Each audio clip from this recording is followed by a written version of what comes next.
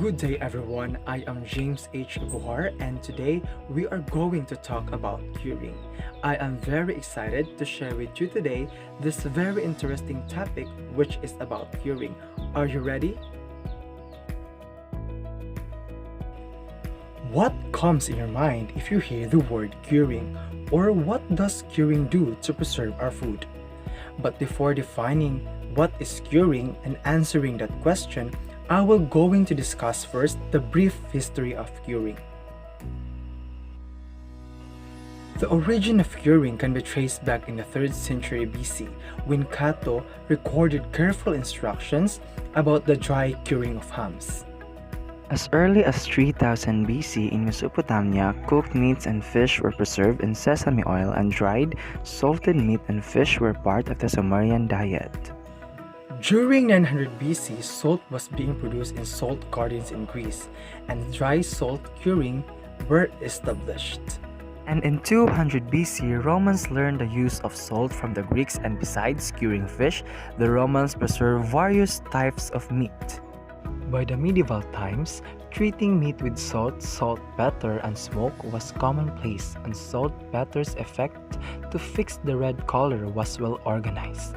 And in the early 19th century, the curing process evolved. In the late 80s and early 90s, the role of nitrate and nitrite in the formation of cured meat, color, and flavor become apparent.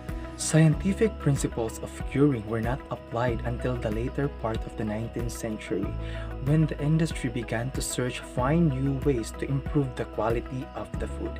Since the mid-1920s, much advancement has been made in the curing industry. Now we're done in the brief history of curing. Now let's move on to the main part of my discussion and to find out what is curing. Curing refers to the various preservation and flavoring process, especially in meat, fish, and vegetables, by the addition of the combination of salt, sugar, nitrate, and nitrite. Curing increases the solute concentration of the food and hence decreases its water potential. And by that, of course, the food becomes inhospitable for the growth of microbes that causes food spoilage.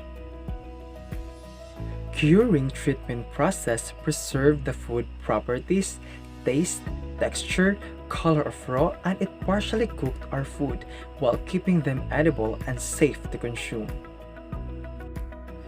I have here some examples of curing, and number 1 we have coppa. Coppa marks the first entry in the Italian cured meat. This delicious dry cured meat uses pork shoulder and a mixture of seasoning.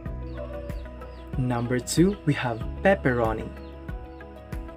Pepperoni is a type of salami, and this cured meat originally from the outside of Europe. Number 3 we have chorizo. Chorizo is one of the better known types of cured meat, and chorizo is a Spanish pork sausage with flavor. Number 4 we have colatello.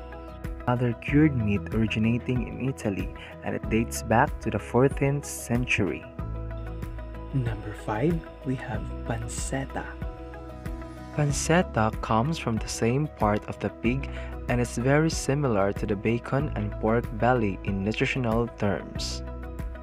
Curing has been the dominant method of meat, fish, and vegetables for 1,000 years, although modern developments like refrigeration and synthetic preservatives have begun to supplant it and complement it.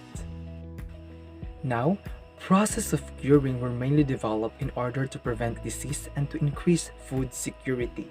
The advent of the modern preservation methods means that in most developed countries today, curing is instead mainly practiced for its cultural value and desirable impact on the texture and the taste of the food. But for lesser developed countries, curing remains a key process to the transportation, production, and the availability of the food. So, this is the end of my discussion. I hope you learned something from me. This is James H. Agujar, now signing off and saying, stay safe everyone.